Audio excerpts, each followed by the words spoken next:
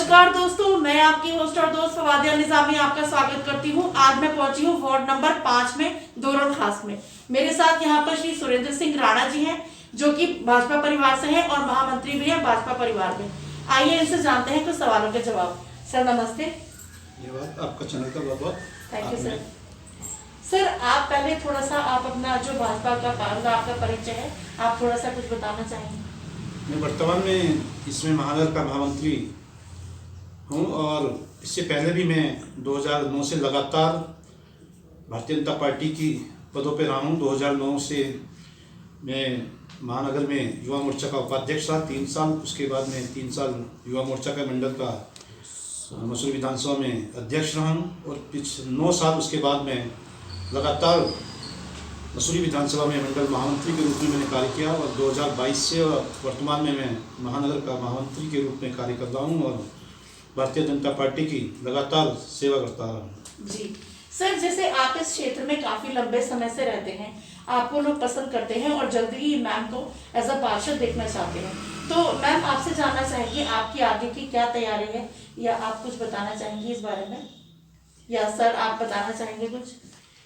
देखिए, मैंने जैसे कि आपको बताया कि मैं लगभग 2003 से लगातार भारतीय जनता पार्टी के लिए एक बूथ के कार्यकर्ता के रूप में कार्य करने लगा था और आज भी वर्तमान में मैं जिले का महामंत्री हूँ और लगातार इस वार्ड की ही नहीं, अब तो मैं पूरे शहर की 5 विधानसभाओं में काम कर रहा हूँ और मेरा जो कार्यकाल रहा वो ज़्यादातर कार्यकाल मसूरी विधानसभा के श्री देवस्थान नगर मंडल में रहा जी।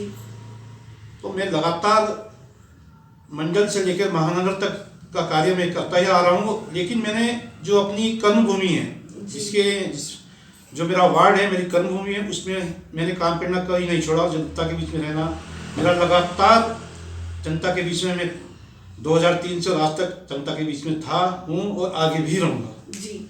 सर आपसे एक बात जानना चाहूंगी, जैसे आपने सोचा होगा कि मैम ऐसे पार्षद अगर आ रही हैं तो लोग उन्हें पसंद करते हैं, तो मतलब आप अपने क्षेत्र में मैम मतलब क्या कुछ काम वगैरह कुछ कराना चाहेंगे, आप इस बारे में आप बताना चाहेंगे? देखिए, जैसे मैंने बोला कि मैं 2003 से लगातार क्षेत्र की जनता के बीच में रहा हूँ और लगातार इस क्षेत्र में काम करता हूँ। आप इस क्षेत्र के बूढ़े से लेकर बच्चे तक भी अगर जो थोड़ा सा जो राजनीति में सक्रिय होगा, आप उनके पास जाएंगे और पूछेंगे कि इस क्षेत्र का विकास किसने किया, तो इस क्षेत्र के विकास के लिए मैं सबसे पहले माननीय मंत्री गणेश जोशी जी का भी धन्यवाद करूंगा कि उनका सहयोग लगातार मुझे मिलता रहा है और इस क्षेत्र के जो भी काम मुझे इस क्षेत्र की जनता ने दिए हैं वो मैंने माननीय मंत्री जी के सौजन्य से पूरे कराने की पूरी कोशिश की है। चाहे यहाँ सड़कों का मामला हो, पानी की लाइन हो, बिजली के पोल हो और चाहे सामुदायिक भवनों की, यहाँ पर बाढ़ सी आ गई। अभी हाल ही में एक ब्रह्मावाला खाला में हम वाल्मीकि भवन बना रहे हैं। चिड़ोवाली में भी हमने एक सामुदायिक भवन बन चुके तैयार हो चुका है।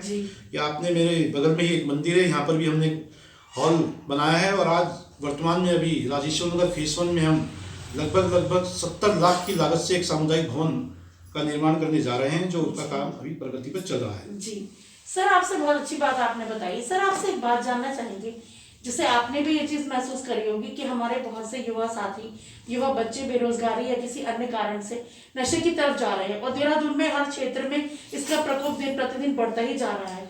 तो सर आप मतलब हमारे चैनल के माध्यम से उन युवाओं से या उनके माता पिता से आप कुछ कहना चाहेंगे? देखिए, आज जब से उत्तराखंड देवभूमि के अंदर कई बड़े इंस्टीट्यूट खुल चुके हैं और बाहर के काफ़ी बच्चे यहाँ पर आ रहे हैं और उन बच्चों की जो मुझे लगता है कि उन बच्चों के साथ साथ जो यहाँ पर क्षेत्र में आज जो जिस गांव के अंदर जिसमें लोग अपनी गाय भैंसे पालते थे, आज सबने उन सब अपनी गाय भैंसे बेचकर और ये किराए का काम शुरू कर दिया है। और किराए के काम के शुरू के साथ साथ वो बच्चे जो बाहर से आ रहे हैं वो अपने साथ साथ एक पढ़ाई तो करते ही हैं, लेकिन जब बच्चा माँ बाप से दूर होता है तो वो कई तरह की गलत चीज़ों में चला जाता है और वही गलत नशे की और हमारा युवा इसीलिए बढ़ रहा है। मेरा सभी माँ बाप से निवेदन है कि वो अपने बच्चों पर ध्यान रखें और बच्चों के साथ ज़्यादा से ज़्यादा समय व्यतीत करें ताकि बच्चा किसी गलत संगत में नहीं पड़े। जी, हमारे साथ मैम भी है। मैम आपसे एक बात जानना चाहेंगे, आपके बच्चे भी बड़े हैं तो मतलब आप उन माँ बाप से कुछ पर्सनली कुछ कहना चाहेंगे जो मतलब बच्चे उनके नशे में जा रहे हैं इस तरीके से?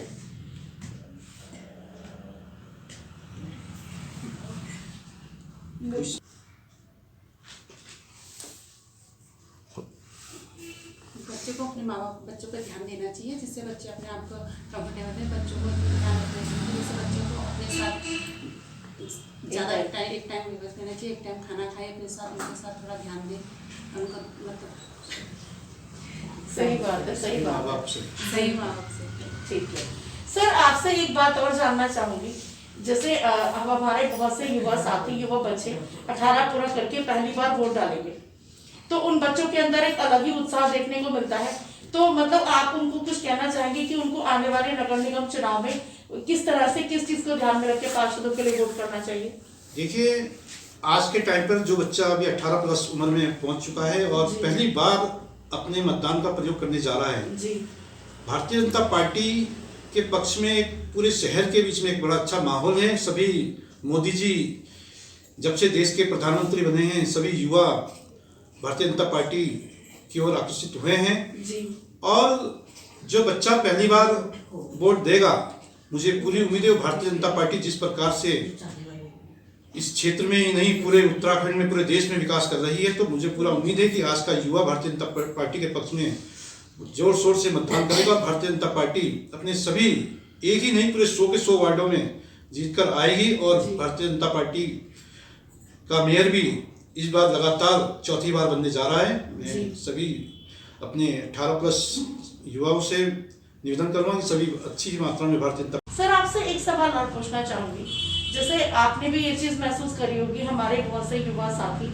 अपने ट्रेडिशन को छोड़कर दूसरी ट्रेडिशन की तरफ जा रहे हैं, और मतलब ये देखा गया है कि विदेशों में अब ज्यादातर भारतीय संस्कृति को अपनाया जा रहा है और हमारे यहाँ के युवा जो है अपनी संस्कृति से दूर हो रहे हैं। तो सर आप उन युवाओं से कुछ कहना चाहेंगे? देखिए, आज का भारत बदल चुका है।